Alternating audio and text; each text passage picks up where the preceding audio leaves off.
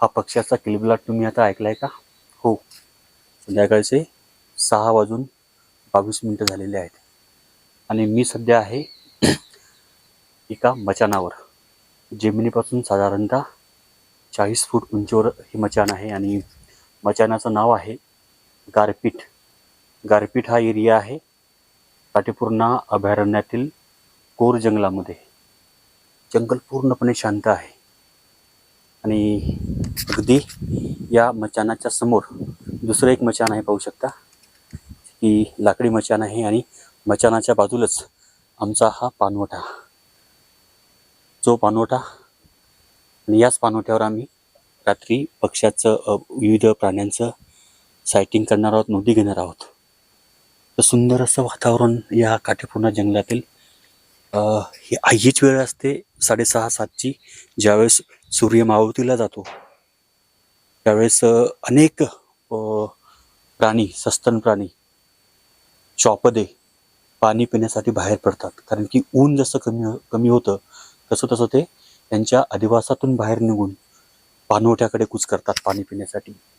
रात्रभर म्हणजे आजची जी बुद्ध पौर्णिमेची रात्र आहे, वैशाख पौर्णिमेची, या रात्री चंद्र हा फुल असतो, पूर्ण असतो. त्यामुळे चंद्राच्या लख्ख प्रकाशात या मचानावर बसून आपल्याला प्राण्यांच्या नोंदी घ्यायच्या असतात.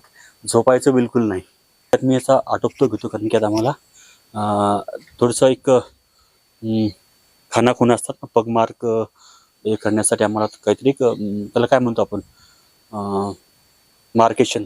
ते वन विभागाने तिथं खाली बघायचे म्हणजे वन्य प्राण्यांचे जे काही पाऊल खुणा मार्क करण्याकरता तिथं काहीतरी मार्केशन पॉईंट तिथं तयार केलेला आहे. तर पाणवठ्याच्या भोवती देखील आपण एक पॉईंट तयार करूयात. माती थोडीशी आपण तिथं प्लेन करूयात, जेणेकरून आपल्याला पक्ष्यांचे, प्राण्यांचे पगमार्क पाहता येतील.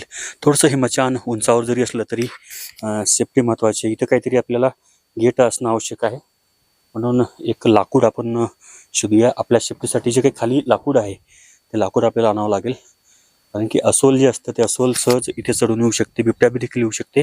म्हणून आपल्या सेफ्टीसाठी सेफ्टी आपण घेऊया. एक गाडी जरी आपल्यासोबत इथं असायला हवी.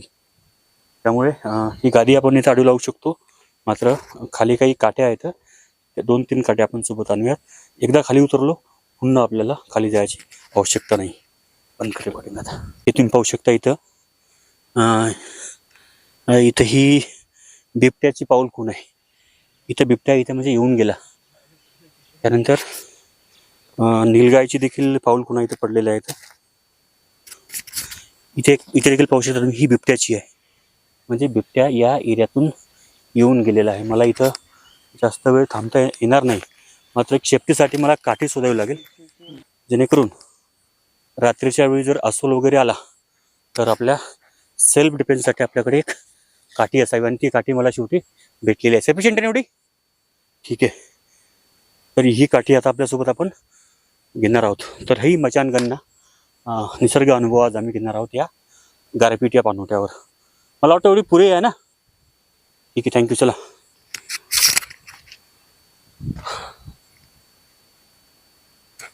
आता परत आपल्याला खाली उतरायचं नाहीये, हे शेवटचं. आणि उद्या सकाळी आपण एकदा खाली उतरूयात. ठीक आहे.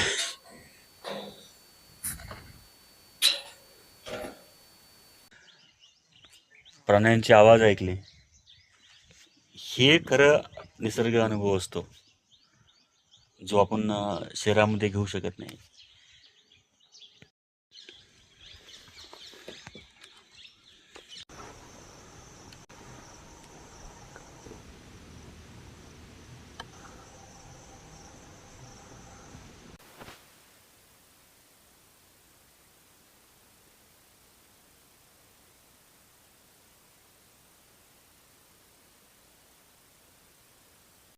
वाशिम अकोला जिल्ह्याच्या सीमेवर वसलेलं काटेपूर्णा अभयारण्य अर्थात पाणी देणारं जंगल. आणि दरवर्षी या जंगलाच्या कोर आणि बफर एरियामध्ये मचान गणनेचा अनुभव आम्ही घेत असतो.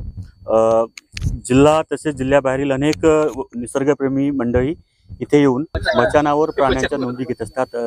काल रात्री बुद्ध पौर्णिमेनिमित्त ही मचान गणना आयोजित केली होती. बरेचसे वन्यप्रेमी इथे आलेले आहेत. काही छोटे मंडळी बालक देखील आहेत तिथे. मैत्री माझ्यासोबत आहे, नागपूरहून खास आलेला आहे. मैत्री, तुझा हा पहिला अनुभव होता, कसा वाटला निसर्ग अनुभव? एकदम अमेझिंग वाटलं, छान वाटलं मला एक्सपिरियन्स. पूर्ण नाईट टू म्हणजे अशी जागवलीच करीत का झोपला होता? थोडंसं झोपलो होतो मी, हा. पण मी पॉर्क्युपाईन आणि म्हणजे सायड पण बघितलो मी. लेपर्ड साठी हे अभयारण्य आपलं फेमस आहे. लेपर्डचं काही सायटिंग, काही कॉलिंग? फक्त फुटस्टेप्स आले होते. ते देखील एक ऍडव्हेंचर आहे.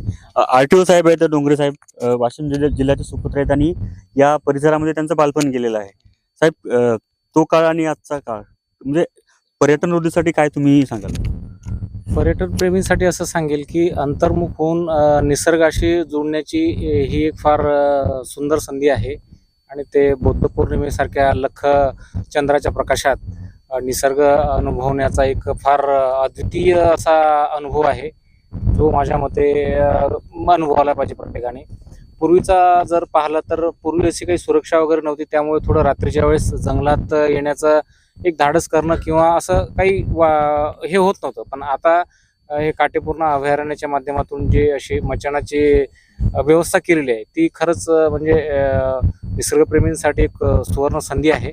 त्याचा लाभ घ्यावा निसर्गप्रेमींनी आणि अंतर्मुख होऊन निसर्ग जवळून बघावा. एक माझी अशी एक सूचना आहे, म्हणजे जे मला प्रकर्षाने जाणवतं की जे आपण वाहन आता सध्या मोटर वाहन वापरतो ते पारंपरिक आहे. त्याचा जो आवाज होतो त्यांनी थोडं निसर्गाचं जे सायलेन्स आहे ते थोडं डिस्टर्ब होतं आणि प्रदूषण पण होऊ शकतं.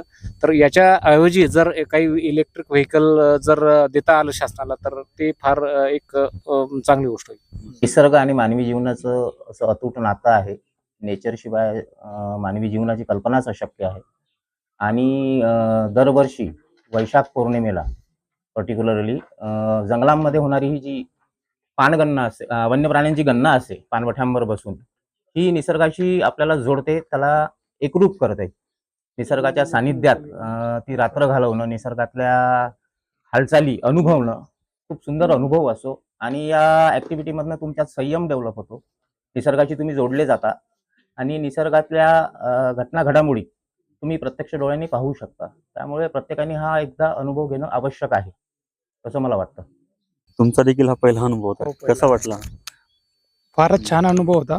आणि जे फॉरेस्ट डिपार्टमेंटच्या लोकांनी आम्हाला व्यवस्थित गाईड केलं आणि सांगितलं की हे झाड वगैरे, इतरत्र माहिती, पक्षी वगैरे आणि प्राण्यांचे फुटमार्क वगैरे सांगितले, ते फार फर्स्ट टाईमसाठी खूप चांगलं वाटलं. आणि असा अनुभव आम्हाला परत परत मिळत राहावा अशी आमची इच्छा आहे. बौद्ध पौर्णिमा अर्थात मे महिन्यामध्ये येते. यावर्षी 1 मेला ती आल्यामुळं थोडंसं लवकर आली. आणि जे पाण्याचे स्रोत असतात बहुधा काटेपूर्ण अभयारण्यामध्ये अजूनही उपलब्ध आहेत. डॉक्टर मॅडम माझ्यासोबत आहेत, स्थानिकच आहेत त्या. दरवर्षी तुम्ही मॅडम प्राण्यांच्या नोंदी घेता, यावर्षी देखील तुम्हाला तो अनुभव वाटला. काही लोक नाराज होतात की बिबट दिसला नाही, टायगर दिसला नाही. तुम्ही अशा लोकांना काय संदेश द्याल? आपल्याला मेन असतं की आपल्याला अनुभव जास्त महत्त्वाचा असतो. ॲनिमल सायटिंग हा एक सेकंडरी पार्ट आहे या पूर्ण एक्सपिरियन्सचा.